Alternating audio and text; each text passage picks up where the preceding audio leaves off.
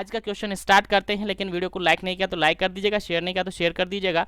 Channel पर पहली बार visit कर रहे हो तो चैनल को सब्सक्राइब करके बेल आइकन कॉल पर प्रेस कर दीजिएगा ताकि आने वाली क्लासेस का नोटिफिकेशन आपको मिल सके।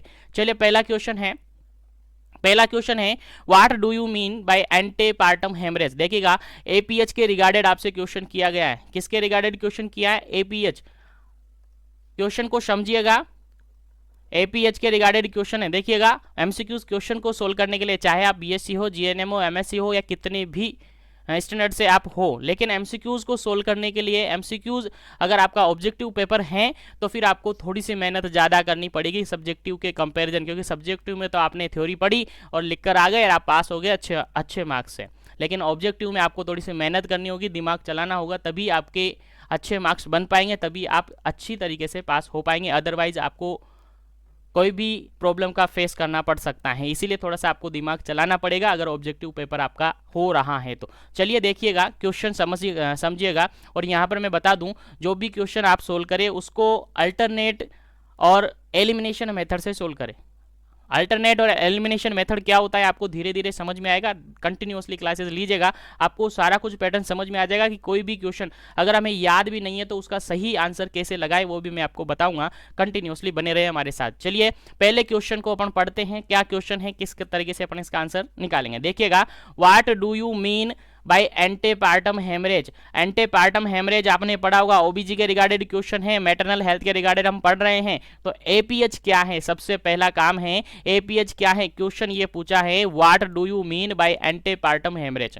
देखिएगा आपके एग्जाम में, देखिए एमसीक्यूज एग्जाम आपका हो रहा है तो इतना ना समझिए कि एम्स लेवल का पेपर आपको दिया जाएगा। एम्स लेवल का पेपर आपको नहीं दिया जाएगा, ज़्यादा प्रायोरिटी बेस वाले क्वेश्चंस आपको नहीं दिए जाएंगे, वन लाइनर और बेसिक क्वेश्चन आपको दिए जाएंगे। लाइक कोई टॉपिक है तो उसकी डेफिनेशन से रिगार्डेड आपसे क्वेश्चन पूछा जाएगा, उसका मीन्स क्या होता है उससे रिगार्डेड आपसे क्वेश्चन पूछा जाएगा, उसके कोजेज क्या है उसके रिगार्डेड मोस्ट कॉमन कोजेज आपसे पूछे जाएंगे। क्लिनिकल फीचर में अर्ली क्लिनिकल फीचर कौन सा होता है, लेट फीचर कौन सा होता है वो आपसे पूछा जाएगा। अगर डिजीज पोर्शन आप पढ़ रहे हैं तो उसके अंदर इंक्यूबेशन पीरियड आपसे पूछा जाएगा। उसके अलावा पॉजिटिव फैक्टर्स आपसे पूछा जाएगा, एजेंट आपसे पूछा जाएगा। एपिडेमियोलॉजिकल जो एपिडेमियोलॉजी है उसके अंदर अपन ने काफ़ी अच्छी तरीके से पढ़ा था कि एजेंट, होस्ट और एनवायरनमेंट होता है, उनके रिगार्डेड क्वेश्चन आपसे पूछा जाएगा। तो थोड़ा सा ध्यान रखिएगा, थोड़ा सा दिमाग चलाना पड़ेगा तो ही आपका एमसीक्यूज पेपर सोल्व हो पाएगा, अदरवाइज आपको काफ़ी सारी प्रॉब्लम फेस करना पड़ेगा। लेकिन कंटिन्यू अगर आप जीवन एजुकेशन के साथ बने हैं तो आपको बिल्कुल प्रॉब्लम नहीं होगी। चलिए क्वेश्चन को सोल्व करते हैं। यहाँ पर क्वेश्चन पूछा है what do you mean by the antepartum haemorrhage. Antepartum haemorrhage का क्या मीन्स है या एंटेपार्टम हेमरेज से आप क्या समझते हैं, और शॉर्ट में इसको कहते हैं एपीएच। यहाँ पर फुल फॉर्म ना देकर शॉर्ट फॉर्म भी दी जा सकती है, आपको याद होना चाहिए एपीएच का मीन्स क्या है। अब देखिएगा आपको अपने माइंड से कुछ नहीं करना है, ऑप्शन आपके सामने है, 4 ऑप्शन आपको मिलेंगे, हर ऑप्शन को आपको पढ़ना है। पहले सारे ऑप्शन आपको क्लियरली समझना है, क्लियरली पढ़ना है, देन आफ्टर आपको आंसर करना है। आंसर पहले पेपर में कीजिएगा, उसके बाद ओएमआर शीट को भरिएगा। देखिएगा आंसर पहले समझने की कोशिश कीजिएगा, पहला ऑप्शन में पढ़ता हूँ, समझने की कोशिश कीजिएगा। हालांकि सभी टॉपिक्स आपने काफ़ी अच्छी तरीके से पढ़े हुए हैं, आपके एकेडमिक सेशन के सारे टॉपिक है, लेकिन थोड़ा सा और धीरज रखते हुए आपको पेपर को सोल्व करना है, जल्दीबाजी नहीं करनी है क्योंकि आपकी जॉब का सवाल है। चलिए पहला ऑप्शन है vaginal bleeding any time after 20 week of gestation, after 20 week of pregnancy. देखिएगा पहला ऑप्शन है वेजाइनल ब्लीडिंग हो रही है any time after 20 week of pregnancy, pregnancy के 20 वीक के बाद वेजाइनल ब्लीडिंग हो रही हैं, समझिएगा। सेकेंड ऑप्शन ये है, बी ऑप्शन है vaginal bleeding after 28 week of pregnancy, 28 week of pregnancy के बाद ब्लीडिंग हो रही है, वेजाइनल ब्लीडिंग हो रही है। थर्ड ऑप्शन यानी सी ऑप्शन है vaginal bleeding after 30 week of pregnancy, और डी ऑप्शन है vaginal bleeding after 40 week of pregnancy. देखिएगा चारों ऑप्शन समझिएगा और आपका क्वेश्चन समझिएगा। क्वेश्चन आपसे पूछा गया है what do you mean by antepartum haemorrhage, APH के रिगार्डेड आपसे क्वेश्चन किया गया है। अब एपीएच के रिगार्डेड 4 ऑप्शन में से कौन सी डेफिनेशन क्लियर करती है एपीएच को। चलिए यहां पर देखिएगा, मैंने कहा एलिमिनेशन मेथड यूज करें। कौन सा मेथड? Elimination method. यानी एलिमिनेशन मेथड मीन्स एक तरीके से वेस्ट पार्ट को निकालना, अलग करना, यानी जो गलत आपको लगता है वो आपको हटाने हैं। गलत आप हटाते जाएंगे तो सही तक ऑटोमेटिकली आप पहुंच जाएंगे। चलिए देखिएगा, यहां पर देखिएगा ये डी ऑप्शन आप देखिएगा 40 वीक दे रखा है। अगर 40 वीक में ब्लीडिंग हो रही है तो क्या वो एपीएच होगा? नाम से मीनिंग निकल रहा है। देखिएगा एंटेपार्टम हेमरेज, एंटेपार्टम हेमरेज, एंटे मतलब पहले, एंटे मतलब क्या होता है? पहले। तो यहाँ तो 40 वीक है तो ये तो बिल्कुल नहीं होगा, तो ये आपका ऑप्शन कट जाता है, यानी ये तो बिल्कुल आंसर नहीं होगा। उसके बाद 30 वीक, और 30 वीक कहाँ तक पहुंच जाता है? अराउंड टर्म प्री टर्म की कंडीशन है, प्री टर्म की कंडीशन है, लेकिन 36 तक ये 37 तक ये अराउंड है, तो ये भी इसका आंसर नहीं होगा। 30 कैंसिल हो गया, 40 कैंसिल हो गया, यानी दो ऑप्शन तो आपके कट गई, ये तो इसका आंसर नहीं होगा। अब बचिए आपके पास दो आंसर। अब आपके सही होने के 50% चांसेस यहां पर हो जाते हैं, सही होने के 50% चांसेस यहां पर हो जाते हैं। अब देखिएगा दोनों में कंफ्यूजन तगड़ा होगा। देखिएगा पहला यहां पर बी ऑप्शन है, vaginal bleeding after 28 week of pregnancy. 28 week of pregnancy पर अगर ब्लीडिंग हो रही है तो क्या वो एपीएच होगा? उसके बाद ए ऑप्शन है, vaginal bleeding any time after 20 week of pregnancy. क्या 20 वीक के बाद अगर ब्लीडिंग हो रही है तो क्या वो एपीएच होगा? तो यहां से आपको बिल्कुल करेक्ट आंसर चूज करना है। और आई थिंक आप समझ गए होंगे, और आई थिंक आप सबको पता चल गया होगा इस क्वेश्चन का बिल्कुल करेक्ट आंसर क्या होगा। जी बिल्कुल, इसका करेक्ट आंसर है आपका ऑप्शन नंबर ए, बिल्कुल करेक्ट आंसर है। आपने पढ़ा होगा, मैंने एबॉर्शन की क्लास आपको पढ़ाई थी जिसके अंदर काफी अच्छी तरीके से बताया था एबॉर्शन क्या होता है। उम्मीद है आपने पढ़ा होगा, नहीं पढ़ा तो जरूर लास्टली सेशन देखें। हालांकि वो सब्जेक्टिव है लेकिन काफ़ी इंपॉर्टेंट है। सभी सेशन अभी तक जितने भी सेशन हुए हैं, अगर वो सेशन देखे हैं आपने तो उनसे रिगार्डेड जो भी एमसीक्यूज आपके एग्जाम में आएगा वो 100% आप सोल्व कर पाएंगे। तो यहाँ पर इस क्वेश्चन का जो बिल्कुल सही आंसर होगा वो क्या होगा? Option number A, option number A बिल्कुल करेक्ट आंसर होगा। क्या है? Vaginal bleeding any time after 20 week of gestation या 20 वीक ऑफ प्रेगनेंसी, बिल्कुल करेक्ट आंसर है आपका पहले क्वेश्चन का आंसर। देखिएगा सेशन में थोड़ा आपको टाइमिंग लगेगा सेशन को समझने के लिए, लेकिन इनिशियली सेशन है तो मैं बेसिक कॉन्सेप्ट तैयार करते हुए, बेसिक कॉन्सेप्ट क्लियर करते हुए एमसीक्यूज को कैसे सोल्व करना है तरीका बताते हुए चलूंगा। बाकी धीरे धीरे एक दो सेशन जैसे होंगे उसके बाद अपनी स्पीड हो जाएगी, ताकि आपको भी एक आइडिया मिल जाएगा कि एमसीक्यूज को आपको आइडिया से किससे सोल्व करना है। तो पहले क्वेश्चन का बिल्कुल करेक्ट आंसर हो जाता है ए। इसके अंदर 20 वीक ऑफ गेस्टेशन या 20 वीक ऑफ प्रेगनेंसी के बाद अगर ब्लीडिंग हो रही है, वेजाइनल ब्लीडिंग हो रही है, तो उसको अपन एपीएच कहेंगे। आप कहेंगे, आप काफी सारे कंफ्यूज भी होंगे, सर 28 वीक भी तो होता है, एपीएच क्या होता है? पहले डेफिनेशन क्लियर करो, एपीएच क्या होता है पहले डेफिनेशन क्लियर करो। जिसको याद है उसको बहुत ही अच्छा है, जिसको याद नहीं है वो डेफिनेशन क्लियर करो, आपको समझ में आएगा। देखिएगा एपीएच का डेफिनेशन मैंने नोट करके यहाँ पर मेंशन किया है। APH any amount of bleeding from or into the genital tract after the period of viability and before the delivery of baby। देखिएगा यहाँ पर दो वर्ड मेंशन किए गए हैं, दोनों को हाईलाइट करता हूँ और दोनों को आपको माइंड में भेजे में घुसा के रखना है, ताकि इसके रिगार्डेड कोई भी क्वेश्चन आता है तो आपको इजीली सोल्व कर पाएंगे। देखिएगा पीरियड ऑफ वाइबिलिटी और डिलीवरी ऑफ बेबी, इसके बीच में अगर ब्लीडिंग हो रही है, वेजाइनल ब्लीडिंग हो रही है, जेनाइटल ट्रैक्ट से ब्लीडिंग हो रही है, तो उसको अपन क्या कहेंगे? एपीएच कहेंगे। डेफिनेशन यही लिखा हुआ है, any amount of bleeding from or into the genital tract after the period of viability and before the delivery of baby. Period of viability क्या होती है? देखिएगा मैंने कहा है एबॉर्शन की क्लास काफी अच्छी तरीके से समझाइए, आपने पढ़ी हो कि नहीं पढ़ी तो वहां पर जरूर पढ़े। देखिएगा यहां पर पीरियड ऑफ वाइबिलिटी अपन 20 वीक को बोलते हैं। पीरियड ऑफ वाइबिलिटी किसको बोलते हैं? 20 वीक को पीरियड ऑफ वाइबिलिटी आप बोलते हैं।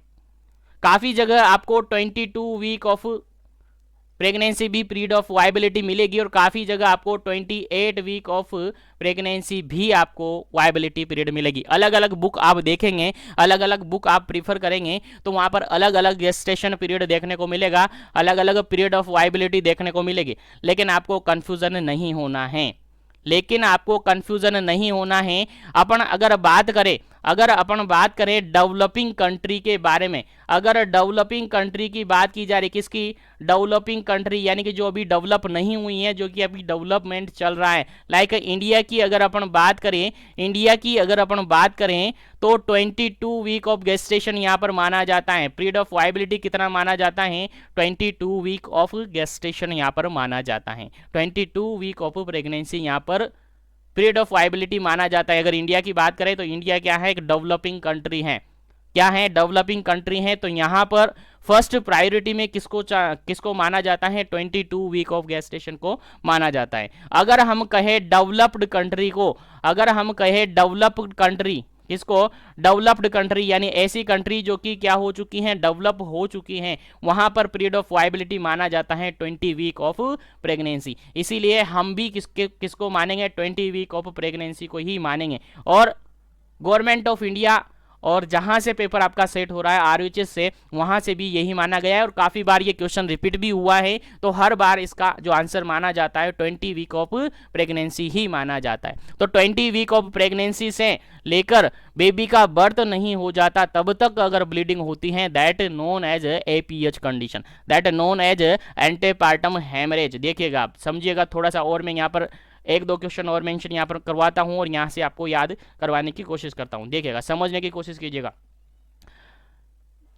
मैं डिवाइडेड करता हूं यहाँ पर एक तो पीरियड ऑफ वायबिलिटी को, पीरियड ऑफ वायबिलिटी, ठीक है, पीरियड ऑफ वायबिलिटी जिसको अपन ने क्या माना, 20 वीक ऑफ गेस्टेशन या फिर 22 वीक ऑफ गेस्टेशन आप मान सकते हैं।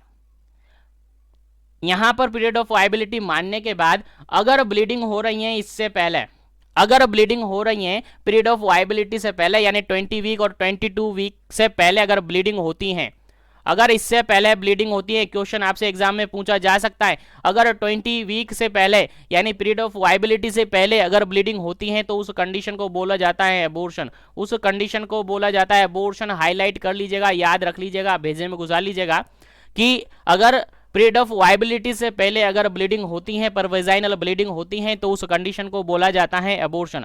अगर पीरियड ऑफ वायबिलिटी से लेकर, पीरियड ऑफ वायबिलिटी से लेकर डिलीवरी ऑफ बेबी के बीच में अगर ब्लीडिंग होती है, डिलीवरी ऑफ बेबी के बीच में अगर ब्लीडिंग होती है, कहां से, पीरियड ऑफ वायबिलिटी यानी 20 वीक ऑफ प्रेगनेंसी से लेकर डिलीवरी ऑफ बेबी के बीच में अगर ब्लीडिंग होती है, क्या होती हैं, ब्लीडिंग होती हैं, तो उस कंडीशन को बोला जाता है एपीएच। याद रखिएगा, याद रखिएगा। तो मोस्ट ऑफ दी यहां से 3 क्वेश्चन आपको क्लियर हो गए होंगे। आपसे डायरेक्टली क्वेश्चन पूछा जा सकता है एग्जाम में, पीरियड ऑफ वायबिलिटी क्या होती है, पीरियड ऑफ वायबिलिटी टाइमिंग क्या होता है, तो आपको 20 वीक ऑफ गेस्टेशन मानना है या फिर 22 वीक ऑफ गेस्टेशन मानना है। अगर ऑप्शन में दोनों ही नहीं है तो फिर आपको 28 वीक ऑफ गेस्टेशन मानना है। लेकिन अगर ऑप्शन में तीनों ही है, जैसा कि 20 वीक भी है, 22 वीक भी है और 28 भी है, तो फिर फर्स्ट प्रायोरिटी में आपको किसको देना है, 20 वीक ऑफ गेस्टेशन या 20 वीक ऑफ प्रेगनेंसी को देना है, पीरियड ऑफ वायबिलिटी। अगर पीरियड ऑफ वायबिलिटी से पहले ब्लीडिंग हो रही है, वेजाइनल ब्लीडिंग हो रही है, दैट इज अपन कंसिडर करेंगे कि अबॉर्शन हुआ है। अगर पीरियड ऑफ वायबिलिटी के बाद और बेबी बर्थ के पहले अगर ब्लीडिंग हो रही है तो अपन कहेंगे कि एपीएच है, एंटेपार्टम हेमरेज है। तो यहाँ से 2 से 3 क्वेश्चन आपके माइंड में क्लियर हो गए होंगे और समझ में आ गए होंगे। और इसी तरीके से समझते रहे, कंसंट्रेशन के साथ बने रहे। क्वेश्चन को टाइम ले रहा हूं इसका मतलब ये नहीं है आपको समझना नहीं है, समझना है। हर क्वेश्चन आपके लिए काफ़ी इंपॉर्टेंट है। चलिए बढ़ते हैं नेक्स्ट क्वेश्चन पर, और उम्मीद है समझ में आ गया होगा। तो इस वीडियो को शेयर कर दीजिएगा, लाइक कर दीजिएगा। सेकंड क्वेश्चन अपन देखते हैं। काफ़ी अच्छा क्वेश्चन है और काफ़ी बार रिपीट हुआ है कॉम्पिटिटिव एग्जाम्स के अंदर भी और आपके एग्जाम के अंदर। इग्नू का जो एग्जाम होता है, बार बार इग्नू का exam most of the theoretical और ऑब्जेक्टिव दोनों तरीके से पेपर हो रहा है। इग्नू एग्जाम का इग्नू पेपर दोनों तरीके से हो रहा है, तो वहां पर भी ये रिपीट हुआ क्वेश्चन है।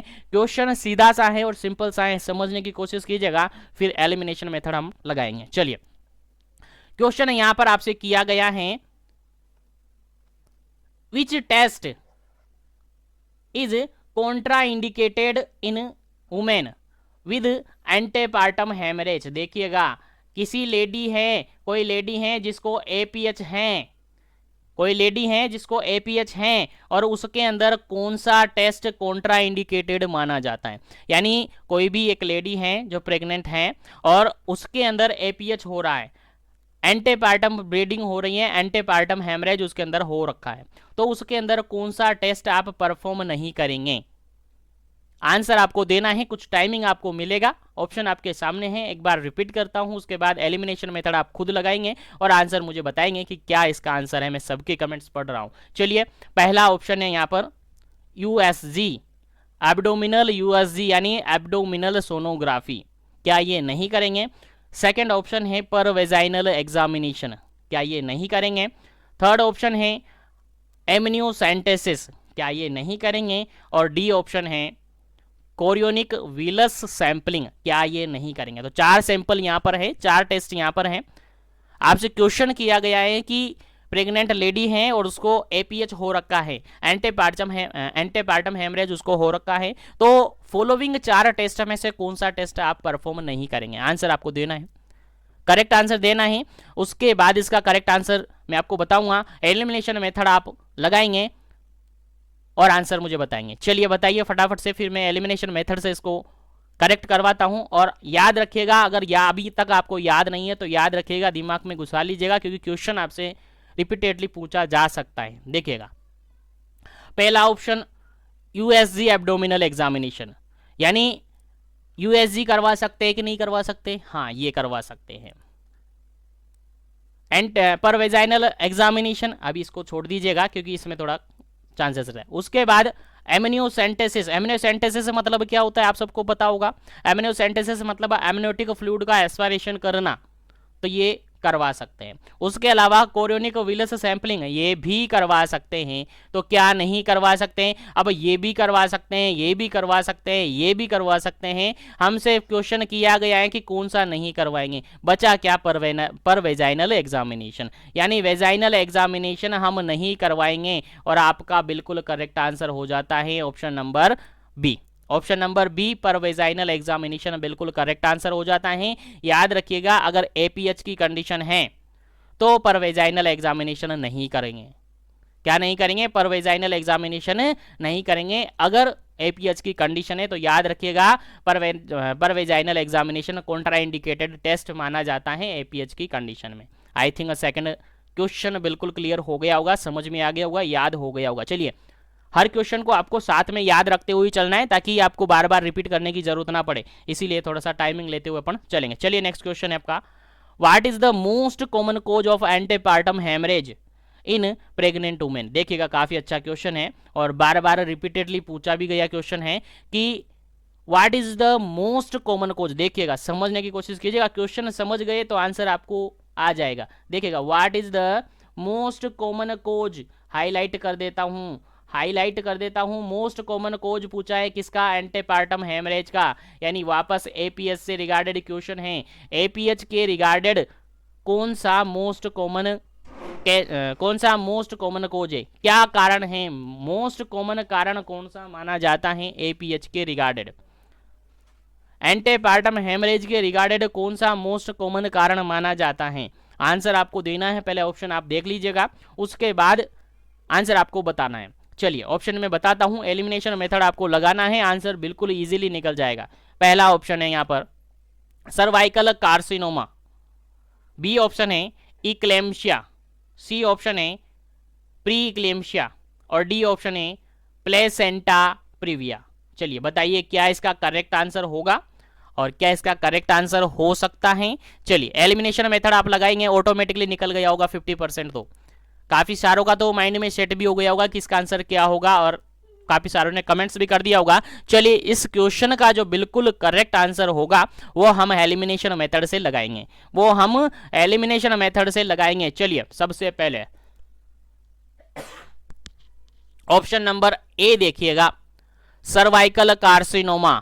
चलिए, हमने पढ़ा था ऑन्कोलॉजी के regarded, cervical cancer, cervical cancer के रिगार्डेड हमने पढ़ा था, आपको याद होगी वो क्लास, नहीं याद है तो क्लास जरूर देखिएगा, आपको समझ में आएगा। चलिए, सर्वाइकल कैंसर है, सर्वाइकल कार्सिनोमा है, तो ऐसी कंडीशन में वेजाइनल ब्लीडिंग होती है। ठीक है, बिल्कुल होती है वेजाइनल ब्लीडिंग, लेकिन इसको बिल्कुल एपीएच का कोज माना जा सकता है, लेकिन कॉमन कोज इसको नहीं माना गया है, तो ये निकल गया। और लास्टली 2 सेशन के अंदर हमने इक्लेम्सिया पढ़ा है। सर इक्लेम्सिया के रिगार्डेड एपीएस से कोई लेना देना नहीं है, हो सकता है ब्लीडिंग हो लेकिन मोस्ट कॉमन कोज दोनों को नहीं माना जाएगा। यानी पीआईएच हम पढ़ा था, प्रेगनेंसी इंड्यूस्ड हाइपरटेंशन हम पढ़ रहे थे, उसके अंदर ऐसी कोई बात हमने नहीं की, तो दोनों का बिल्कुल इसका आंसर नहीं होगा। बचा क्या, एक लास्ट ऑप्शन बचा है, लास्ट ऑप्शन बचा है प्लेसेंटा प्रीविया, प्लेसेंटा प्रीविया। तो सीधा सा हम कह सकते हैं इसका बिल्कुल जो करेक्ट आंसर होगा ऑप्शन नंबर डी होगा, और प्लेसेंटा प्रीविया इसका मोस्ट कॉमन कोज होगा। याद रखिएगा, भूलना नहीं है, most common cause of APH that is placenta praevia. अगर यहां पर 2 ऑप्शन होते, प्लेसेंटा प्रीविया भी होता और प्लेसेंटा एब्रप्सियो भी होता, तो फिर उसका आंसर क्या होता, सेकंड वाला होता। चलिए एक थोड़ा सा यहाँ पर मैं डिटेल्स आपको बता देता हूं, ताकि अगर दोनों ऑप्शन एक साथ आ जाए तो आप किसको सही मानेंगे। चलिए एपीएच के रिगार्डेड हम पॉजिटिव फैक्टर देख रहे हैं, एंटीपार्टम हेमरेज के रिगार्डेड पॉजिटिव फैक्टर देख रहे हैं। तो इन पॉजिटिव फैक्टर को अपन 3 पार्ट में डिवाइड करते हैं, इन पॉजिटिव फैक्टर को हम 3 पार्ट में डिवाइड कर देते हैं। पहले पार्ट को अपन डिवाइड करते हैं प्लेसेंटल साइट ब्लीडिंग, प्लेसेंटल, याद रखिएगा, लिख लीजिएगा, अपनी नोटबुक उठा लीजिएगा, उसमें मेंशन कर लीजिएगा प्लेसेंटल साइट ब्लीडिंग अगर हो रहा है, यानी प्लेसेंटा की साइड से अगर ब्लीडिंग हो रहा है, उसकी साइड से अगर ब्लीडिंग हो रहा है, तो अप्रोक्सीमेटली 70% चांसेस होते हैं एपीएच होने के। यानी सबसे मेजर कोज किसको माना गया है, प्लेसेंटल साइट ब्लीडिंग को माना गया है। उसके अलावा extra placental bleeding, extra placental bleeding अगर हो रखी है तो इसको कोजेज माना गया है 5%, तो ये तो अपना आंसर नहीं होगा। उसके अलावा अनएक्सप्लेन्ड, क्या, अनएक्सप्लेन्ड ब्लीडिंग, अनएक्सप्लेन्ड ब्लीडिंग अगर हो रखी है तो इसको भी अपन कोज मानेंगे कि नहीं मानेंगे, नहीं मानेंगे, क्योंकि ये भी कितना है 25%। तो अपना कोज कहां से निकलेगा, अपना कोज यहां से निकलेगा प्लेसेंटल साइट ब्लीडिंग से, और इसको भी 2 पार्ट में डिवाइडेड किया हुआ है। क्या, 2 पार्ट में डिवाइडेड किया हुआ है। पहला पार्ट है जिसको अपन प्लेसेंटा प्रीविया कहते हैं, क्या कहते हैं, प्लेसेंटा प्रीविया कहते हैं। दूसरा पार्ट है जिसको एब्रप्शियो प्लेसेंटा कहते हैं, नाम सुना होगा आपने, दोनों ने, दोनों का नाम सुना होगा। एपीएच के रिगार्डेड मोस्ट ऑफ ये 2 कंडीशन अब पढ़ी जाती है, आपने एकेडमिक सेशन के अंदर भी काफी अच्छी तरीके से पढ़ा था, प्लेसेंटा प्रीविया और एब्रप्सियो प्लेसेंटा, दोनों कंडीशन आपने पढ़ी होगी। देखिएगा यहां पर अगर परसेंटेज अपन बात करें तो प्लेसेंटा प्रीविया का परसेंटेज होता है 35% और एब्रप्सियो प्लेसेंटा का परसेंटेज होता है 35%। 35 और 35 कितना हो गया, 70% हो गया। तो यहां पर क्या दोनों को ही मोस्ट कॉमन कोज माना जाएगा, नहीं माना जाएगा। जो एब्रप्शियो प्लेसेंटा है, याद रखेगा, मैं हाईलाइट कर देता हूं और मेंशन कर देता हूं यहां पर कि जो एब्रप्शियो प्लेसेंटा है उसको मोस्ट कॉमन कोज माना जाता है, याद रख लीजिएगा, मेंशन कर लीजिएगा। अगर ऑप्शन में दोनों एक साथ आ जाते हैं, प्लेसेंटा प्रीविया भी आ जाता है, प्लेसेंटा प्रीविया के साथ एब्रप्शियो प्लेसेंटा भी आ जाता है, तो आपका आंसर होगा फर्स्ट प्रायोरिटी में क्या, फर्स्ट प्रायोरिटी में क्या होगा, एब्रप्शियो प्लेसेंटा आपका बिल्कुल करेक्ट आंसर होगा कि एपीएच का जो मोस्ट कॉमन कोज होता है वो एब्रप्शियो प्लेसेंटा होता है। लेकिन अगर ऑप्शन के अंदर, जैसा कि यहां पर ऑप्शन आपको इस क्वेश्चन के अंदर ऑप्शन दिए हैं, इनमें आपको एब्रप्शियो प्लेसेंटा ऑप्शन में ही नहीं दिया है, तो रिमेनिंग जो बचा हुआ है प्लेसेंटा प्रीविया को अपन मान लेते हैं कि ये मोस्ट कॉमन कोज यहां पर इसका हो जाता है। तो इस क्वेश्चन का बिल्कुल करेक्ट आंसर आपको समझ में आ गया होगा, और इसके रिगार्डेड जो अदर क्वेश्चन आपसे पूछा जा सकता है वो भी आपको समझ में आ गया होगा। तो यहां पर क्वेश्चन यहां से भी पूछा जा सकता है कि एपीएच के कोजेज क्या क्या होते हैं और मोस्ट कॉमन कोजेज क्या क्या हो सकते हैं। तो यहां पर ऑप्शन ऐसे भी मिल सकते हैं कि प्लेसेंटल साइट ब्लीडिंग, या फिर एक्स्ट्रा प्लेसेंटल साइट ब्लीडिंग, या फिर अनएक्सप्लेन्ड ब्लीडिंग, या फिर नन ऑफ दी अबव, ऐसे भी क्वेश्चन आपसे पूछ लिया जाएगा। तो इसका आंसर है प्लेसेंटल साइड से जो ब्लीडिंग होती है वो मोस्ट कॉमन कोज माना जाता है। तो उम्मीद है इस क्वेश्चन का बिल्कुल करेक्ट आंसर आपके दिमाग में सेट हो गया होगा और आपको याद रहेगा। चलिए बढ़ते हैं नेक्स्ट क्वेश्चन की तरफ, नेक्स्ट क्वेश्चन की तरफ बढ़ते हैं। नेक्स्ट क्वेश्चन है आपका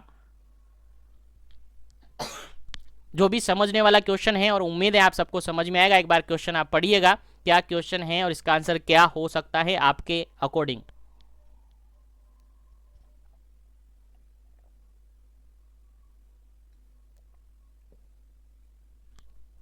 चलिए तो नेक्स्ट क्वेश्चन है आपका, the blood loss within after, sorry just a minute, pen लेते हैं। क्वेश्चन है आपका, समझने की कोशिश कीजिएगा, क्वेश्चन को आपको आसानी से समझ में आ जाएगा। द ब्लड लॉस, क्या हो रहा है, ब्लड लॉस हो रहा है विद इन 24 हावर, यानी 24 हावर 24 घंटे के अंदर अंदर of baby birth and up to 6 week after delivery is called. देखिएगा सिंपल सा क्वेश्चन है, अगर थोड़ा सा लाइन को समझिएगा तो आपको इजीली समझ में आ जाएगा। क्वेश्चन है, ब्लीडिंग हो रही है, लॉस ऑफ ब्लड, यहां पर लिखा हुआ है ब्लड लॉस हो रहा है, यानी blood loss within 24 hour of the baby birth, baby का बर्थ हुआ यानी बेबी की डिलीवरी हुई है, और डिलीवरी होने के अंदर ही 24 घंटे के अंदर ही ब्लीडिंग स्टार्ट हो गई है, ब्लीडिंग स्टार्ट हो गई है। और कब तक ब्लीडिंग हो रही है, 6 week of delivery, 6 week after delivery तक ब्लीडिंग हो रखी है, तो उसको क्या कहेंगे, तो उसको क्या कहेंगे, क्या उसको हम एपीएच कहेंगे, ऑप्शन आपके सामने है, क्या उसको एपीएच यानी एंटीपार्टम हेमरेज कहेंगे, क्या उसको पीपीएच कहेंगे, पोस्टपार्टम हेमरेज कहेंगे, क्या दोनों ही कहेंगे, बोथ ए एंड बी कहेंगे, या फिर नन ऑफ दी अबव कहेंगे। आपका आंसर बिल्कुल सटीक होना चाहिए। उम्मीद है समझ में आ गया होगा, क्योंकि हमने काफी सारे कॉन्सेप्ट क्लियर कर लिए हैं, और उम्मीद है आपको समझ में आ गया होगा कि इस क्वेश्चन का जो बिल्कुल करेक्ट आंसर होगा वो क्या होगा। चलिए, उम्मीद है समझ में आ गया होगा। देखिएगा मैं समझा देता हूं, नहीं आया तो। इस क्वेश्चन का जो बिल्कुल करेक्ट आंसर होगा, उसको देखने से पहले हम समझते हैं कि क्वेश्चन क्या है। देखिएगा क्वेश्चन ये है, ब्लड लॉस हो रहा है कब, within 24 hour baby birth, यानी बेबी बर्थ हुआ है, बेबी की डिलीवरी यहां पर हुई है, डिलीवरी के होते ही 24 घंटे के अंदर अंदर 24 हावर के अंदर अंदर ब्लीडिंग स्टार्ट हो गई है। क्या हो गई है, ब्लीडिंग स्टार्ट हो गई है। और ब्लीडिंग कब तक हो रही है, ब्लीडिंग अप टू कब तक हो रही है, 6 वीक ऑफ या 6 week after delivery, 6 week after delivery तक क्या हो रखी है, ब्लीडिंग हो रखी है। और ऐसी कंडीशन को हम पढ़ते हैं, आप सबको पता है क्या पढ़ते हैं, एपीएच, पीपीएच, या फिर दोनों में से कोई नहीं। तो देखिएगा यहाँ पर एलिमिनेशन मेथड आप लगाएंगे तो आपको इजीली समझ में आ जाएगा। एलिमिनेशन मेथड से देखिएगा कोई तो कंडीशन है, ये तो होगा नहीं, और बोथ कंडीशन होगी नहीं, क्योंकि एपीएच के रिगार्डेड हमने पढ़ा है, एपीएच के रिगार्डेड हमने पढ़ा है कि बेबी का बर्थ नहीं होगा, उससे पहले ब्लीडिंग हो रखी है, तो वो एपीएच होता है। तो ये भी इसका आंसर नहीं होगा। आंसर क्या हो जाएगा, पीपीएच हो जाएगा। आंसर क्या हो जाएगा, पीपीएच हो जाएगा। एक बार फिर से मैं समझाने की कोशिश करूंगा, एपीएच और पीपीएच के रिगार्डेड आपका कॉन्सेप्ट क्लियर करवाने की कोशिश करूंगा, आपको समझ में आएगा। देखिएगा मैं डिवाइड करता हूं कुछ पोर्शन, यहां से कुछ पोर्शन डिवाइड करता हूं, और यहां से कुछ पोर्शन डिवाइड करता हूं। यहां पर पीरियड ऑफ वाइबिलिटी में लिखता हूं, क्या, पीरियड ऑफ वाइबिलिटी। और पीरियड ऑफ वाइबिलिटी आप सबको पता है कितना, 20 वीक या फिर 22 वीक। अगर ये दोनों ऑप्शन में नहीं मिले तो फिर 28 वीक अपन कह सकते हैं। बेसिकली आपको मानना कितना है, 20 वीक मानना है। डेवलप्ड कंट्री में 20 वीक माना जाता है, और डेवलपिंग कंट्री में 22 वीक माना जाता है। और काफ़ी सारी बुक्स के अंदर आपने देखा होगा तो क्या होगा, 28 भी होगा। लेकिन डोंट वरी, आपको 20 और 20 वीक तक, 22 तक ही रखना है। उसके बाद यहाँ से क्या होगा, बेबी बर्थ होगा। यहाँ से क्या होगा, बेबी बर्थ होगा। देखिएगा बेबी बर्थ यानी डिलीवरी, यानी क्या होगा, डिलीवरी प्रोसेस यहाँ पर होगी। ये पॉइंट आपको याद रखना है। अब देखिएगा मैं डिवाइड करता हूं, अब मैं आपको समझाने की कोशिश करता हूं, आपको कॉन्सेप्ट पकड़ लेना है। देखिएगा अगर पीरियड ऑफ वाइबिलिटी पूरा प्रेगनेंसी कंडीशन है, जस्ट अ मिनट, ये पूरी कंडीशन प्रेगनेंसी कंडीशन है। देखिएगा पूरी कंडीशन प्रेगनेंसी कंडीशन है, आपको कॉन्सेप्ट पकड़ना है, इजीली समझ में आ जाएगा। पूरी कंडीशन प्रेगनेंसी कंडीशन है। देखिएगा अब आपको कॉन्सेप्ट पकड़ना है, कॉन्सेप्ट ये पकड़ना है, मैंने कहा था थोड़ी देर पहले कि अगर पीरियड ऑफ वाइबिलिटी से पहले ब्लीडिंग हो रखी है, पीरियड ऑफ वाइबिलिटी से पहले अगर ब्लीडिंग हो रखी है तो उसको हम क्या कहेंगे, अबॉर्शन कहेंगे। उसको हम क्या कहेंगे, अबॉर्शन कहेंगे। अगर पीरियड ऑफ वाइबिलिटी से पहले ब्लीडिंग हो रखी है, ब्लीडिंग हो रही है, तो उसको क्या कहेंगे, अबॉर्शन हम कहेंगे। ऐसा मैंने थोड़ी देर पहले आपसे कहा था। उसके बाद अगर पीरियड ऑफ वायबिलिटी के बाद और डिलीवरी ऑफ बेबी के पहले अगर ब्लीडिंग होती है, कब? पीरियड ऑफ वायबिलिटी के बाद और बेबी बर्थ से पहले अगर ब्लीडिंग होती है तो उसको हम क्या कहते हैं? एपीएच कहते हैं। आपको याद होगा, नहीं याद है तो याद रख लीजिएगा और समझ लीजिएगा, दिमाग में घुसा लीजिएगा ताकि आपको हमेशा याद रहे। चलिए, 2 कंडीशन क्लियर हो गई। अब अगर ब्लीडिंग होती है बेबी बर्थ के बाद और बेबी बर्थ से कब? विदिन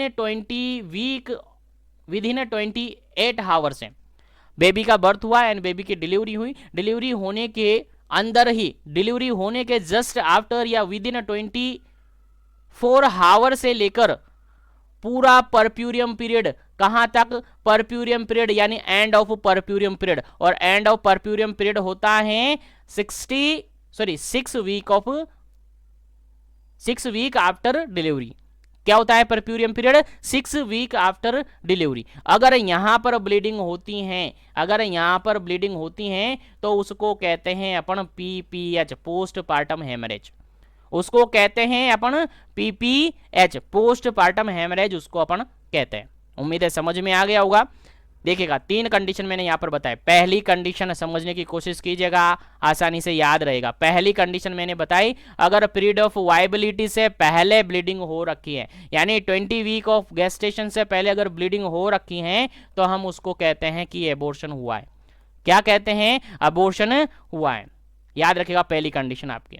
दूसरी कंडीशन, अगर पीरियड ऑफ वायबिलिटी के बाद लेकिन बेबी बर्थ से पहले अगर ब्लीडिंग हो रखी है तो उसको कहते हैं एपीएच। और एपीएच के अंदर भी मैं बता दूं 2 कंडीशन को इन्वॉल्व किया जाता है। 2 कंडीशन को इन्वॉल्व किया जाता है। पहली कंडीशन प्लेसेंटा प्रिविया और दूसरी कंडीशन एब्रप्शियो प्लेसेंटा। याद रखिएगा, दोनों कंडीशन को बेसिकली मोस्ट कॉमन कोज माना जाता है एपीएच के रिगार्डेड, जो कि अपन डिस्कस कर चुके हैं। तो यहां तक आपको याद हो गया होगा। उसके बाद अगर बेबी का बर्थ हो गया है यानी बेबी की डिलीवरी हो गई है, उसके विदिन 24 आवर के बाद या 24 आवर से लेकर अगर पूरा एंड ऑफ परप्यूरियम तक ब्लीडिंग होती हैं तो उसको कहते हैं पीपीएच, पोस्टपार्टम हेमरेज। इसके अंदर अगर अपन क्लासिफाइड करें तो सीवियरिटी के अकॉर्डिंग अलग अलग माइल्ड, मॉडरेट और सीवियर तरीके से ब्लीडिंग अपन कह सकते हैं। माइल्ड, मॉडरेट, सीवियर पीपीएच अपन कह सकते हैं। और बेसिकली कहें तो अर्ली पीपीएच क्या कहते हैं? Just a minute, pen change करते हैं। क्या कहते हैं? अर्ली पीपीएच कह सकते हैं, अर्ली पीपीएच और लेट पीपीएच। अर्ली पीपीएच और लेट पीपीएच या फिर सेकेंडरी या फिर प्राइमरी पीपीएच और सेकेंडरी पीपीएच अपन कह सकते हैं। ये भी पॉइंट आपको याद होना चाहिए। अब प्राइमरी पीपीएच क्या होगा? प्राइमरी पीपीएच ये होगा कि अगर डिलीवरी के बाद और विदिन 24 आवर अगर ब्लीडिंग हो रही है, कब? 24 आवर फॉलोइंग बर्थ अगर ब्लीडिंग हो रही है तो उसको प्राइमरी और अर्ली पीपीएच कहेंगे। और अगर 24 आवर से बाद में, 24 आवर के बाद में और कहां तक? एंड ऑफ परप्यूरियम तक यानी 6 वीक तक अगर ब्लीडिंग होती है तो उसको सेकेंडरी या लेट पीपीएच हम कहेंगे। उम्मीद है यहां से सारे कॉन्सेप्ट आपको क्लियर हो गए होंगे। सभी कॉन्सेप्ट से आपसे क्वेश्चन पूछा जा सकता है, तो आप याद रखिए। तो यहां पर एबॉर्शन के रिगार्डेड, एपीएच के रिगार्डेड और पीपीएच के रिगार्डेड आपके जो कॉन्सेप्ट है वो क्लियर हो गए होंगे। 4 से 5 क्वेश्चन यहां पर मैंने समझाने की कोशिश की और उम्मीद है आपको समझ में आ गए होंगे और उम्मीद है आपने नोट कर लिए होंगे। नहीं नोट किए तो स्क्रीनशॉट ले लीजिएगा तुरंत, ताकि आगे बढ़े अपन नेक्स्ट क्वेश्चन पर।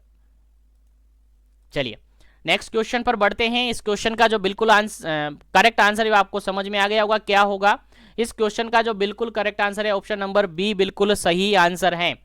पोस्टपार्टम हेमरेज होगा अगर यहां पर ब्लीडिंग हो रही है विदिन 24 आवर, बेबी बर्थ को फॉलो करते हुए 24 आवर से लेकर 6 वीक यानी एंड ऑफ परप्यूरियम तक अगर ब्लीडिंग हो रही है तो उसको पोस्टपार्टम हेमरेज हमने कहा है। उम्मीद है समझ में आ गया होगा। आगे बढ़ते हैं और इसका डेफिनेशन यहां पर लिखा हुआ है। अगर समझ में नहीं आया है तो समझ लीजिएगा, एक बार समझा देता हूं क्योंकि इसके रिगार्डेड और क्वेश्चन आपसे एग्जाम में पूछा जा सकता है। चलिए डेफिनेशन नोट करके मैंने लगा हुआ है। PPH, any amount of bleeding from or into the genital tract following birth of baby and up to end of puerperium. देखिएगा यहां पर मैंने कुछ पॉइंट लिखे हुए हैं, वो याद रखिएगा। देखिएगा ब्लीडिंग सेम डेफिनेशन चल रही है एपीएच के जैसे ही है। Any amount of bleeding from or into the genital tract, यहां तक सेम है। उसके बाद चेंज है फॉलोइंग बर्थ, यानी बर्थ से ही ब्लीडिंग होना स्टार्ट हो गया है, यानी 24 हावर विद इन, याद रखेगा विद इन 24 हावर से ही अगर ब्लीडिंग स्टार्ट हो गई है। और कहां तक ब्लीडिंग हो रही है? End of puerperium. और एंड ऑफ परप्यूरियम क्या होता है? 6 week after delivery. 6 week after delivery, इस बीच में अगर क्या हो रही है? ब्लीडिंग हो रही है, तो उसको पीपीएच कहेंगे। और ध्यान रहे अमाउंट आपको याद रखना है, कितना ब्लीडिंग होगी? मोर देन 500 ml ब्लीडिंग होगी। मोर देन 500 ml ब्लीडिंग हो रखी है या हो रही है, तो उसको अपन पीपीएच कहेंगे। तो 2 से 3 क्वेश्चन यहां पर क्लियर हो गए होंगे। एक क्वेश्चन तो कितनी ब्लीडिंग होगी? मोर देन 500 ml, 500 ml से ज्यादा ब्लीडिंग होगी। कब स्टार्ट होगी? फॉलोइंग बर्थ या विद इन 24 हावर। अगर यहां पर विद इन 24 हावर हो रही है तो प्राइमरी पीपीएच होगा। और अगर इसके बाद 6 वीक तक हो रखी है तो वो सेकेंडरी पीपीएच होगा। यानी एंड ऑफ परप्यूरियम तक ब्लीडिंग होती है तो उस कंडीशन को कहते हैं पीपीएच। और उम्मीद है समझ में आ गया होगा। चलिए बढ़ते हैं आगे नेक्स्ट क्वेश्चन पर। लेकिन अगर अभी तक वीडियो को लाइक नहीं किया तो लाइक कर दीजिएगा, शेयर नहीं किया तो शेयर कर दीजिएगा। चैनल पर पहली बार विजिट करें तो चैनल को सब्सक्राइब करके बेल आइकन कॉल पर प्रेस कर दीजिएगा, ताकि आने वाली हर क्लास हर सेशन आप तक पहुंचे। चलिए बढ़ते हैं नेक्स्ट क्वेश्चन पर। और नेक्स्ट क्वेश्चन है आपका 5th क्वेश्चन, और काफी इंपॉर्टेंट क्वेश्चन है, काफी रिपीटेडली क्वेश्चन है, बार बार क्वेश्चन एग्जाम में आपसे पूछा जाता है कॉम्पिटिटिव एग्जाम्स के अंदर। और इग्नू यूनिवर्सिटी के अंदर अगर पेपर हुआ है तो उसके अंदर भी ये क्वेश्चन पूछा था। चलिए देखिएगा, क्वेश्चन समझिए और ऑप्शन समझिए और आंसर बताइए।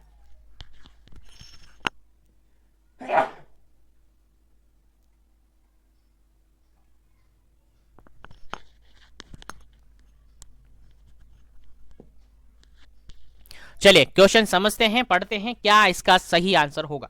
चलिए काफी अच्छा क्वेश्चन है और उम्मीद है आपको समझ में भी आ गया होगा, आपने आंसर भी लगा दिया होगा। चलिए नेक्स्ट क्वेश्चन है the most common cause of PPH. देखिएगा पीपीएच की बात कर रहे हैं। Immediate after the delivery, delivery के जस्ट आफ्टर ब्लीडिंग हो रखी है, यानी पीपीएच हो रखा है। बेबी बर्थ हो गया है, उसके जस्ट आफ्टर इमीडिएटली पीपीएच होना स्टार्ट हो गया है, उसका मोस्ट कॉमन कोज आपसे पूछा गया है। उम्मीद है आपको याद होगा क्या इसका मोस्ट कॉमन कोज है। तो बिल्कुल समझते हैं और एलिमिनेशन मेथड से निकाल देते हैं। चलिए पहला ऑप्शन है रप्चर्ड यूट्रस, दूसरा ऑप्शन है यूटेराइन डिटैचमेंट, सी ऑप्शन है एटोनिक यूट्रस या एटोनिसिटी ऑफ यूट्रस, और डी ऑप्शन है यूटेराइन स्कार। क्या इसका करेक्ट आंसर होगा? आंसर आपको बताना है। करेक्ट आंसर क्या होगा उसके बाद सही आंसर बताया जाएगा। उम्मीद है आपको याद है, नहीं याद है तो याद रखिए, नहीं याद है तो याद रखिए, क्योंकि ये क्वेश्चन आपके एग्जाम में रिपीट हो सकता है, क्योंकि काम आपका है हेल्थ एंड वेलनेस सेंटर को आपको संभालना है, तो ऐसे क्वेश्चन आपको देखने को मिल सकते हैं। चलिए इस क्वेश्चन का जो बिल्कुल करेक्ट आंसर है ऑप्शन नंबर सी बिल्कुल करेक्ट आंसर है, एटोनिसिटी ऑफ यूट्रस। अगर यूट्रस की टोन ही क्या हो गई है?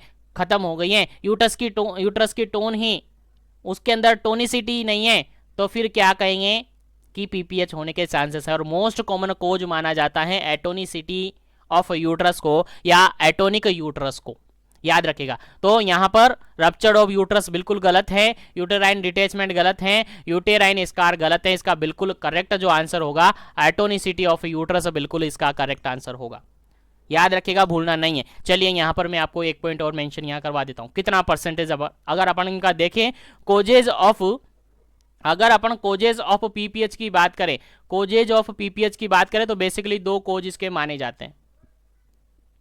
पीपीएच के बेसिकली 2 कोज माने जाते हैं। पहला कोज माना जाता है एटोनिक यूट्रस। क्या माना जाता है?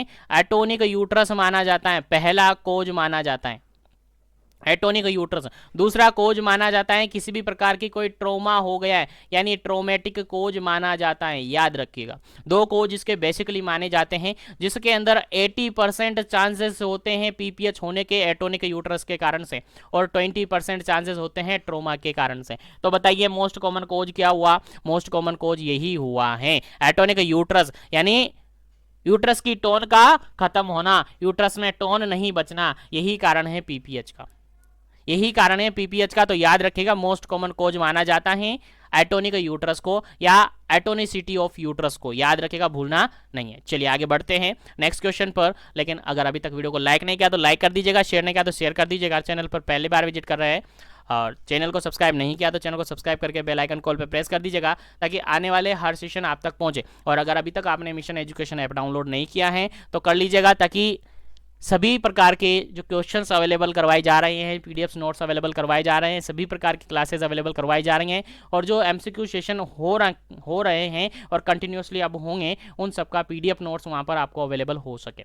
चलिए बढ़ते हैं नेक्स्ट क्वेश्चन पर। और नेक्स्ट क्वेश्चन है अपना, काफी अच्छा क्वेश्चन है और उम्मीद है आपको इसका आंसर याद है क्योंकि इसका आंसर ऑलरेडी मैंने बता दिया है प्रीवियसली क्वेश्चन के अंदर। चलिए क्वेश्चन है, पोस्टपार्टम हेमरेज पीपीएच हो रखा है, पोस्टपार्टम हेमरेज है is loss of blood is more than, question समझ में आ गया होगा कि पोस्टपार्टम हेमरेज में ब्लड लॉस होता है किससे ज्यादा होता है। ऑप्शन आपके सामने है 80 ml, ऑप्शन बी है 100 ml, ऑप्शन सी है 500 ml, ऑप्शन डी है 900 ml। बिल्कुल काफी इजी क्वेश्चन है लेकिन काफी बार रिपीटेडली क्वेश्चन पूछा जाता है एग्जाम में, इसीलिए आंसर आपको याद रखना है। अगर याद नहीं है और जो कंसंट्रेशन के साथ क्लास नहीं देख रहे हैं 100% उसका आंसर ये गलत होगा, और जो कंसंट्रेशन के साथ क्लास में थे 100% उसका सही आंसर है और उसने आंसर सोच लिया है, उसने लगा भी दिया है, कमेंट्स भी कर दिया है, तो बिल्कुल करेक्ट आंसर उसका होगा। चलिए मैं आंसर इसका लगाता हूं, चलिए मैं इसका आंसर लगाता हूं। इसका जो बिल्कुल करेक्ट आंसर होगा ऑप्शन नंबर ए। क्या यही होगा? नहीं होगा। बी देखिएगा, क्या ये होगा? ये भी नहीं होगा। सी देखिएगा, सी, पहले डी देख लीजिएगा, ये भी नहीं होगा। तो क्या होगा? सी होगा। यानी 500 ml से ज्यादा अगर ब्लीडिंग हो रखी है, हमने कहा है थोड़ी देर पहले कहा था कि अगर 500 ml से ज्यादा ब्लीडिंग हो रखी है तो उसको पीपीएच कहेंगे। थोड़ी देर पहले कहा था, याद नहीं हो तो मैं आपको बता दूं, देखिएगा यहाँ पर मैंने मेंशन कर रखा है, पीपीएच के डेफिनेशन में क्लियर किया था कि मोर देन 500 ml ब्लीडिंग होती है, इसीलिए याद रखिएगा, भूलना नहीं है और कंसंट्रेशन के साथ क्लास में बने रहना है। चलिए नेक्स्ट क्वेश्चन की बात करते हैं। नेक्स्ट क्वेश्चन आपका काफी अच्छा क्वेश्चन है और उम्मीद है आपको समझ में आ गया होगा। एकेडमिक सेशन के अंदर काफी अच्छी तरीके से ओबीजी अगर आपने पढ़ी है तो आपको अच्छी तरीके से याद होगा। देखिएगा क्वेश्चन है डेफिनेशन से रिगार्डेड, डेफिनेशन आपको दी है, उसका किसकी डेफिनेशन है वो आपको बतानी है। डेफिनेशन आपको दी है और ये किसकी डेफिनेशन है वो आपको बतानी है, बाकी ज्यादा परेशान होने की जरूरत नहीं है। देखिएगा, implantation of placenta in lower uterine segment, देखिए काफी अच्छा क्वेश्चन है। Implantation of placenta in lower uterine segment, अगर लोअर यूटेराइन सेगमेंट पर इम्प्लांटेशन हो रहा है प्लेसेंटा को तो उसको क्या कहते हैं?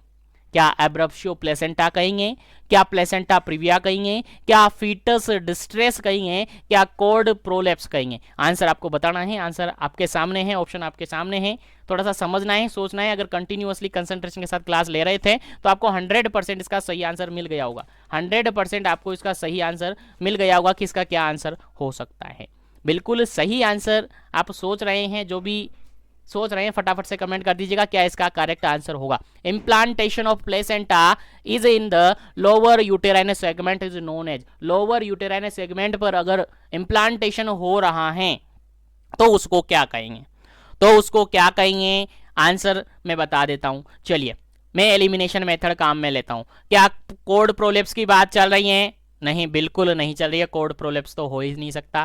फीटल डिस्ट्रेस के फीटस की बात चल रही है? नहीं, ये भी नहीं हो सकता। अब बची दो कंडीशन, 50% चांसेस हो गए आपके सही होने के। अब दोनों कंडीशन आपको समझ में आनी चाहिए। सर हमने डेफिनेशन में ये पढ़ा था कि इम्प्लांटेशन, जो प्लेसेंटा का इम्प्लांटेशन होता है, नॉर्मली जो प्लेसेंटा का इम्प्लांटेशन होता है वो अपर सेगमेंट में होता है। कहाँ होता है? अपर सेगमेंट में होता है, तो ये एबनॉर्मल कंडीशन है। हमने तो यही पढ़ा था सर कि प्लेसेंटा का जो इम्प्लांटेशन होता है वो अपर सेगमेंट में होता है, यूट्रस के अपर सेगमेंट में, चाहे वो एंटीरियर हो सकता है चाहे वो पोस्टीरियरली हो सकता है, लेकिन अपर सेगमेंट में इम्प्लांटेशन होता है। यहाँ तो एबनॉर्मल कंडीशन है। तो इस क्वेश्चन का जो बिल्कुल करेक्ट आंसर बैठेगा, इस क्वेश्चन का जो बिल्कुल करेक्ट आंसर होगा सर हमारे हिसाब से बिल्कुल बी ऑप्शन, बिल्कुल बी ऑप्शन बिल्कुल करेक्ट आंसर होगा। प्लेसेंटा प्रीविया बिल्कुल करेक्ट आंसर है। याद रखेगा डेफिनेशन ही है ये, केवल डेफिनेशन लिखी हुई है एक लाइन में, आपको याद होनी चाहिए। अगर प्लेसेंटा का इम्प्लांटेशन अपर सेगमेंट में हो रहा है दैट इज नॉर्मल इम्प्लांटेशन, लेकिन अगर प्लेसेंटा का इम्प्लांटेशन अपर सेगमेंट में ना होकर लोअर सेगमेंट में हो रखा है, लोअर सेगमेंट में हो रहा है, तो उस कंडीशन को कहते हैं प्लेसेंटा प्रीविया, और ये कंडीशन एपीएच कोज करवाती है। यानी इस कंडीशन को एपीएच का मोस्ट कॉमन कोज माना जाता है। मोस्ट कॉमन कोज तो एब्रप्शियो प्लेसेंटा को माना जाता है, लेकिन इसको भी हम कह सकते हैं क्योंकि परसेंटेज सेम है। तो यहां पर याद रखिएगा लोअर सेगमेंट में अगर क्या हो रखा है, इम्प्लांटेशन हो रखा है, तो प्लेसेंटा प्रीविया इसका करेक्ट आंसर होगा। उम्मीद है समझ में आ गया होगा। चलिए आगे बढ़ते हैं, नेक्स्ट क्वेश्चन पर बढ़ते हैं। लेकिन अगर अभी तक वीडियो को लाइक नहीं किया तो लाइक कर दीजिएगा, शेयर नहीं किया तो शेयर कर दीजिएगा, और मिशन एजुकेशन डाउनलोड नहीं किया तो कर लीजिएगा, क्योंकि वहाँ पर इन सेशन के साथ साथ काफ़ी सारे एमसीक्यूज अवेलेबल करवा दिए गए हैं, और continuously daily up to date session के साथ वहाँ पर एमसीक्यूज अवेलेबल करवाए जा रहे हैं, अपडेट हो रहे हैं डेली अप टू डेट, और अप्रोक्सीमेटली ये मान के चलिएगा 50 के समथिंग पीडीएफ्स वहाँ पर एमसीक्यूज की हैं, थ्योरेटिकल भी हैं, सब्जेक्टिव पेपर्स भी वहाँ पर अवेलेबल हैं, और सब्जेक्टिव पीडीएफ्स भी वहाँ पर अवेलेबल हैं, और सभी प्रकार के स्टडी मटेरियल वहाँ पर अवेलेबल है। एक बार डाउनलोड करके मिशन एजुकेशन ऐप डाउनलोड करके एक बार उसको जरूर विजिट कीजिएगा, बाकी आपके ऊपर है आपको ज्वाइन करना है या नहीं करना है। चलिए बढ़ता हूँ नेक्स्ट क्वेश्चन पर। नेक्स्ट क्वेश्चन आपके सामने है, काफी इंपॉर्टेंट क्वेश्चन है, ये भी आपसे डेफिनेशन क्लियर करवा रहा है, और थोड़ा सा कंसंट्रेशन के साथ अगर आप बने थे तो 100% आपको सही आंसर मिल जाएगा। चलिए बढ़िए क्वेश्चन पढ़ते हैं। क्वेश्चन नंबर 8 काफी अच्छा क्वेश्चन है premature separation normally implanted placenta from the uterine wall during second half of pregnancy is known as. देखिएगा क्वेश्चन ये पूछा है कि जो नॉर्मली प्लेसेंटा का इम्प्लांटेशन हुआ है, नॉर्मली प्लेसेंटा का इम्प्लांटेशन कहाँ होगा, अपर सेगमेंट में होगा, यही कह रहा है ये, बिल्कुल नॉर्मली इम्प्लांटेड प्लेसेंटा है, उसका प्री मेच्योर सेपरेशन, अभी वो मेच्योर नहीं हुआ है लेकिन उससे पहले ही सेपरेशन हो गया है। इम्प्लांटेशन तो नॉर्मल था लेकिन उसका प्री मेच्योर सेपरेशन हो गया है यूटेराइन वॉल से, सेकेंड हाफ ऑफ प्रेगनेंसी में ही, प्रेगनेंसी भी पूरी नहीं हुई है, उसके सेकंड हाफ के अंदर ही प्री मेच्योर सेपरेशन हो गया है प्लेसेंटा का, तो उस कंडीशन को क्या कहेंगे। ऑप्शन देख लीजिएगा, आंसर आपको मिल गया होगा। प्री मेच्योर सेपरेशन हो रहा है नॉर्मल इम्प्लांटेड प्लेसेंटा का यूटेराइन वाल के यूटेराइन वाल से ड्यूरिंग सेकंड हाफ प्रेगनेंसी, तो उस कंडीशन को क्या कहेंगे। ऑप्शन आपके सामने है, आंसर आपको मिल गया होगा। मैं ऑप्शन रिपीट करता हूं। पहला ऑप्शन है एब्रप्शियो प्लेसेंटा, दूसरा ऑप्शन है प्लेसेंटा प्रीविया, तीसरा ऑप्शन है फीटल डिस्ट्रेस, और चौथा ऑप्शन है यानी डी ऑप्शन है कॉर्ड प्रोलेप्स। आंसर मिल गया होगा, नहीं मिला तो एलिमिनेशन मेथड लगाइए, आपको आंसर मिल जाएगा बिल्कुल इजीली। चलिए मैं लगा देता हूं, आपने नहीं लगाया हो तो, जिसने आंसर लगा दिया बिल्कुल बहुत ही अच्छा, और जिसने नहीं लगाया वो समझने की कोशिश कीजिएगा, आगे से याद रखिएगा ताकि आगे से आपसे क्वेश्चन अगर पूछा जाए तो आपका सही आंसर हो। चलिए यहाँ पर कोड प्रोलेप्स की बात की जा रही है क्या, नहीं की जा रही है। फीटल डिस्ट्रेस की बात की जा रखी है, नहीं की जा रखी है। प्लेसेंटा प्रीविया का हमने कहा है कि एब नॉर्मल इम्प्लांटेशन होता है, यहाँ क्या कह रहा है नॉर्मल इम्प्लांटेशन हुआ है, तो ये होगा कि नहीं होगा, सर नहीं हुआ, बचा क्या एब्रप्शियो प्लेसेंटा, यही इसका आंसर हो जाएगा। तो इस क्वेश्चन का बिल्कुल आंसर हो जाता है option number A. Option number A बिल्कुल करेक्ट आंसर हो जाता है, एब्रप्शियो प्लेसेंटा बिल्कुल करेक्ट आंसर है। जहां पर प्रीमेच्योर सेपरेशन आ जाए प्लेसेंटा का, वहां पर आपका आंसर डायरेक्टली चला जाएगा एब्रप्शियो प्लेसेंटा पर। याद रखेगा, भूलना नहीं है, याद रखिएगा, भूलना नहीं है, काफी इंपॉर्टेंट क्वेश्चन है और रिपीटेडली क्वेश्चन ये पूछे जा सकते हैं।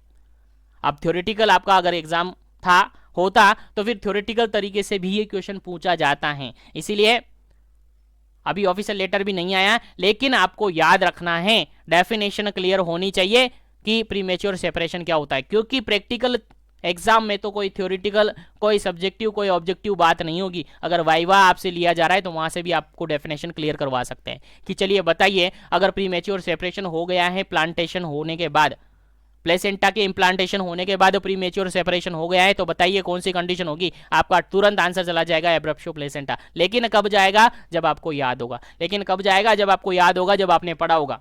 चलिए आगे बढ़ते हैं नेक्स्ट क्वेश्चन पर। उम्मीद है समझ में आ गया होगा।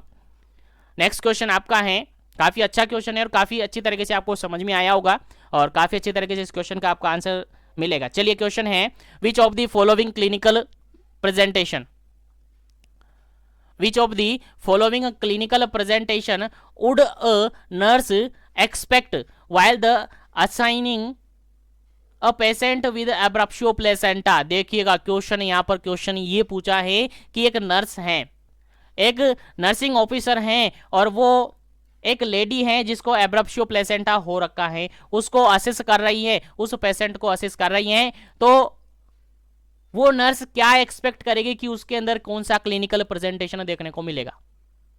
अगर किसी लेडी को एब्रप्शियो प्लेसेंटा हो रखा है और कोई नर्स है, कोई नर्सिंग ऑफिसर है, उसको असेस कर रहा है और असेस कर रहा है, लेकिन वो पहले से ही सोच के गया है कि उस लेडी के अंदर तो ये क्लिनिकल फीचर होगा। अब कौन सा क्लिनिकल फीचर होगा? तो यहां पर डायरेक्टली कहें, क्वेश्चन ये पूछा जा रहा है कि एब्रप्शियो प्लेसेंटा का क्लिनिकल फीचर कौन सा होगा इनमें से, जो मोस्ट कॉमनली जनरेट होता है, मोस्ट कॉमनली देखा जाता है। आंसर आपको बताना है और बिल्कुल नंबर ले लेना है। चलिए ऑप्शन में रिपीट करता हूं, आंसर आपको समझना है, सोचना है और एलिमिनेशन मेथड से निकाल देना है। चलिए पहला ऑप्शन है, ए ऑप्शन है, rigid board like abdomen. Abdomen यहां पर रिजिड और बोर्ड लाइक हो जाएगा, क्या ये क्लिनिकल फीचर होगा? चलिए सेकंड ऑप्शन है, बी ऑप्शन है, इडिमा इन लेग, लेग के अंदर, पैरों के अंदर सोजन आएगा, इडिमा होगा। चलिए सी ऑप्शन है, एक्सेसिव वेजाइनल ब्लीडिंग होगी। डी ऑप्शन है, premature rupture of membrane, rupture हो जाएगी, प्रीमेच्योर मेम्ब्रेन रप्चर हो जाएगी, क्या ये हो सकता है? एलिमिनेशन मेथड लगाइए, आंसर आपको मिल जाएगा। चलिए क्या इसका करेक्ट आंसर होगा? आंसर आपको बताना है, तुरंत इसका आंसर बता दीजिए, तुरंत इसका आंसर बता दीजिएगा क्या इसका करेक्ट आंसर होगा। उसके बाद आगे चलते हैं, आगे बढ़ेंगे, इसका बिल्कुल करेक्ट आंसर क्या होगा। चलिए इस क्वेश्चन का जो बिल्कुल करेक्ट आंसर होगा वो आपका होगा option number C, excessive vaginal bleeding.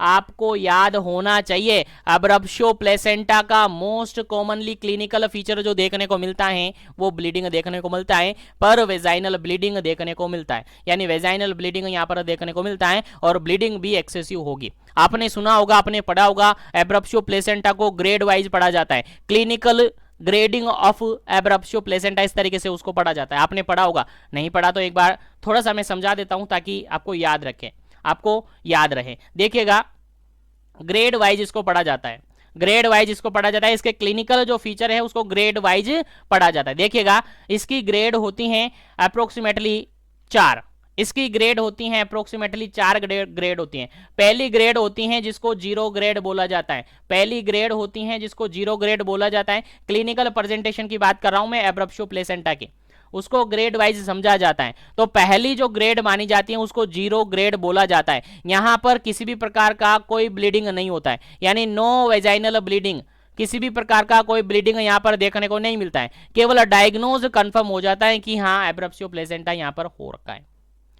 Second grade जो होती हैं उसको कहते हैं, सेकंड जो पार्ट होता है ग्रेड में उसको कहते हैं फर्स्ट ग्रेड, उसको कहते हैं फर्स्ट ग्रेड। और इसके अंदर अगर अपन बात करें तो यहां पर माइल्ड टाइप में, माइल्ड टाइप में क्या होता है, ब्लीडिंग देखने को मिलती है, पर वेजाइनल ब्लीडिंग माइल्ड टाइप में देखने को मिलती है, याद रखेगा। उसके बाद अगर तीसरा टाइप देखें जिसको सेकंड ग्रेड अपन कहते हैं, जिसको सेकंड ग्रेड अपन कहते हैं, और यहां पर मॉडरेट टाइम में ब्लीडिंग देखने को मिलती है। किस टाइप में? मॉडरेट वेजाइनल ब्लीडिंग देखने को यहाँ पर मिलती है। इसी के साथ जो फीटल हार्ट साउंड है वो डिक्रीज देखने को मिलता है, फीटल हार्ट साउंड डिक्रीज देखने को मिलता है। उसके बाद फोर्थ की अगर बात करें तो ग्रेड थर्ड ये होती है, थर्ड ग्रेड ये होती है, और यहाँ पर भी वेजाइनल ब्लीडिंग देखने को मिलती है और सीवियर वेजाइनल ब्लीडिंग यहाँ पर देखने को मिलती है। तो यहाँ पर clinical feature most of the किस पर फोकस किया जा रहा है? ब्लीडिंग पर फोकस किया जा रहा है। और ब्लीडिंग कौन सी? Vaginal bleeding. तो यहां पर अगर अपन देखें जो नर्स असिस्ट कर रही हैं पेशेंट को, वो यही एक्सपेक्ट करेगी कि लेडी के अंदर वेजाइनल ब्लीडिंग देखने को मिलेगी। तो इस क्वेश्चन का जो बिल्कुल करेक्ट आंसर हो जाएगा option number C, excessive vaginal bleeding देखने को मिलेगी। बिल्कुल करेक्ट आंसर है, भूलना नहीं है। चलिए आगे बढ़ते हैं नेक्स्ट क्वेश्चन पर। उम्मीद है समझ में आ गया होगा, यहां तक उम्मीद है आपको क्लियरली समझ में आया होगा। चलिए बढ़ते हैं नेक्स्ट क्वेश्चन पर। नेक्स्ट क्वेश्चन आपसे पूछा गया है, काफी अच्छा क्वेश्चन है और कल की जो लास्ट क्लास हमने पढ़ी थी उसके अंदर ही ये क्वेश्चन मैंने आपको बताया था। उम्मीद है आपको लास्ट क्लास पढ़ी होगी तो ये क्वेश्चन भी इजीली याद होगा। चलिए क्वेश्चन है, which is the drug of choice for the management of eclampsia. यानी इक्लेम्शिया का मैनेजमेंट आप कर रही हैं तो उसके अंदर ड्रग ऑफ चॉइस आपसे पूछा है। देखिएगा जितने भी ड्रग ऑफ चॉइस हैं, जो कंडीशन आपके एग्जाम में पेपर में है, सिलेबस में है, उसकी ड्रग ऑफ चॉइस आपको याद होनी चाहिए। यहां से कंप्लीटली क्वेश्चन आपसे पूछा जाएगा, चाहे कोई सी भी ड्रग ऑफ चॉइस आपसे पूछी जा सकती हैं। तो ड्रग ऑफ चॉइस यहां पर पूछी गई है इक्लेम्शिया के मैनेजमेंट के रिगार्डेड। और हमने मैनेजमेंट के रिगार्डेड कौन सी ड्रग्स पढ़ी थी, याद होगी आपको? नहीं याद है तो एक बार ऑप्शन देखिएगा और याद कीजिएगा। चलिए ऑप्शन आपके सामने है, सोडियम नाइट्रोप्रोसाइड, ऑप्शन बी है मैग्नीशियम सल्फेट, ऑप्शन सी है डोपामिन, ऑप्शन डी है लेबेटालोल। तो यहां पर 4 ड्रग हैं और चारों ड्रग में से बेसिकली आपने क्लासेस ध्यान से देखी होगी तो 2 ड्रग्स तो आपने कॉमनली पढ़ी होगी। 2 ड्रग्स तो आपने कॉमनली पढ़ी होगी कि फर्स्ट प्रायोरिटी में एक तो लेबेटालोल जो कि एंटी हाइपरटेंसिव ड्रग मानी जाती हैं, और दूसरी मैग्नीशियम सल्फेट जो एंटी कन्वल्सिव मेडिकेशन मानी जाती हैं। अब बता दीजिएगा, मैंने क्लियर करवा दिया कि 2 ऑप्शन आपके पास है। पहला ऑप्शन आप काट दीजिएगा और सी ऑप्शन भी आप काट दीजिएगा। अब आपके पास 2 ऑप्शन है, आप किसको चूज करेंगे? आपके पास केवल 2 ऑप्शन बचे हुए हैं, दोनों ऑप्शन में से किसको आप चूज करेंगे और आपका आंसर सही हो जाएगा। चलिए बताइए। अगर इक्लेम्शिया आप जानते हैं तो बिल्कुल सही आंसर होगा, नहीं जानते तो बिल्कुल गलत आंसर होगा। बिल्कुल आपका आंसर जाएगा लेबेटालोल। आप आंसर लगाएंगे लेबेटालोल क्योंकि मैंने कहा है एंटी हाइपरटेंसिव मेडिकेशन है, और इक्लेम्शिया क्या होता है सर? हाइपरटेंशन होता है। तो बिल्कुल आंसर ये जाएगा। लेकिन आपको याद होगा कि इक्लेम्शिया के अंदर सीजर आते हैं, तो इसका बिल्कुल जो करेक्ट आंसर होगा, इसका जो बिल्कुल करेक्ट आंसर हो क्या होगा? ऑप्शन नंबर बी होगा। ऑप्शन नंबर बी इसका बिल्कुल करेक्ट आंसर होगा। एक बार फिर से मैं रिपीट करवा देता हूं, याद दिला देता हूं। अगर आपने नहीं पढ़ा है तो क्लासेस जरूर पढ़ लीजिएगा प्री इक्लेम्शिया और इक्लेम्शिया के रिगार्डेड। तो अगर पहले अपन बात करें प्री इक्लेम्शिया की अगर अपन बात करें तो यहां पर जो क्लिनिकल प्रेजेंटेशन होते हैं वो हाइपरटेंशन देखने को मिलता है, प्रोटीन्यूरिया देखने को मिलता है और इडिमा देखने को मिलता है। बेसिकली ये 3 क्लिनिकल फीचर देखने को यहाँ पर मिलते हैं। अगर बात करें इक्लेम्शिया की तो यहाँ पर हाइपरटेंशन देखने को मिलता है, प्रोटीन्यूरिया देखने को मिलता है और इडिमा देखने को मिलता है। तो सर यहाँ पर डिफरेंस क्या रहा? प्री इक्लेम्शिया में भी वही, इक्लेम्शिया में भी वही। डिफरेंस क्या रहा? डिफरेंस वही है कि यहाँ पर सीजर आ जाता है, यहाँ पर सीजर और कन्वर्जन आ जाता है। और यहाँ पर आपसे क्वेश्चन पूछा था ड्रग ऑफ चॉइस का, तो इक्लेम्शिया का ड्रग ऑफ चॉइस तो सीजर है, क्योंकि सीजर ही डायग्नोसिस हुआ है और सीजर ही डेंजरस साइन माना जाता है। और सीजर के रिगार्डेड जो ड्रग्स यूज की जाती है वो मैग्नीशियम सल्फेट यूज की जाती है। याद होगा आपको, नहीं याद है तो लास्टली और प्रीवियसली क्लासेस जरूर पढ़े, याद रहेगा। उसके अलावा यहीं से मैं एक और क्वेश्चन आपको क्लियर करवा देता हूँ। मैग्नीशियम सल्फेट की अपन डोज देते हैं, फर्स्ट डोज मैग्नीशियम सल्फेट की जो देते हैं वो कितनी देते हैं? आपको याद होगा कल की क्लास के अंदर बताया था 5 ग्राम देते हैं, और 5 ग्राम के अंदर 10 ml होता है। 5 ग्राम देते हैं और उसके अंदर 10 ml होता है। लेकिन ध्यान होगा आपको कि 5 ग्राम दोनों बटक्स पर देते हैं, 5 ग्राम दोनों बटक्स पर देते हैं। यानी एक बटक्स पर दिया 5 ग्राम यानी 10 ml, दूसरे बटक्स पर दिया 5 ग्राम यानी 10 ml। तो टोटल डोज आपसे पूछी जा सकती हैं। तो टोटल डोज यहां पर 10 ग्राम और 20 ml मैग्नीशियम सल्फेट दिया जाता है। याद रखेगा, भूलना नहीं है। कितनी डोज दी जाती हैं सर? टोटल पूछा तो ये क्या 10 ग्राम और 20 ml। अगर हाफ आप पूछे कि दोनों बटक्स पर, ईच बटक्स पर कितना कितना डोज लगाया जाता है, तो 5 ग्राम यानी 10 ml ईच बटक्स पर लगाया जाता है। उम्मीद है समझ में आ गया हो। चलिए आगे बढ़ते हैं, नेक्स्ट क्वेश्चन के रिगार्डेड डिस्कस करते हैं। उम्मीद है समझ में आ रहा होगा, उम्मीद है यहाँ तक के सभी क्वेश्चन आपको क्लियरली समझ में आ गए होंगे। तो इस वीडियो को ज़्यादा से ज़्यादा शेयर जरूर कीजिएगा। चलिए बढ़ते हैं, नेक्स्ट क्वेश्चन पढ़ते हैं। और काफ़ी इंपॉर्टेंट क्वेश्चन है, और ये क्वेश्चन आई थिंक आपने एग्जाम दिया था, जब कंपेटिटिव एग्जाम आपकी वैकेंसी का एग्जाम हुआ था उसके अंदर भी आई थिंक ये क्वेश्चन पूछा गया था। और उसके अंदर भी सेम इसी तरीके से ऑप्शन थे और उसी के अंदर ही काफी सारों का ये क्वेश्चन का आंसर गलत हुआ था। चलिए क्वेश्चन पढ़ते हैं, आंसर समझते हैं। क्वेश्चन है, as per according WHO world health organisation a pregnant women is said to be anaemic when the haemoglobin level is. देखिए सिंपल सा क्वेश्चन है कि कोई प्रेग्नेंट लेडी है, प्रेग्नेंट वुमेन है और उसके अंदर हीमोग्लोबिन लेवल कितना हो जाएगा कि उसको एनेमिक पेशेंट बोलेंगे।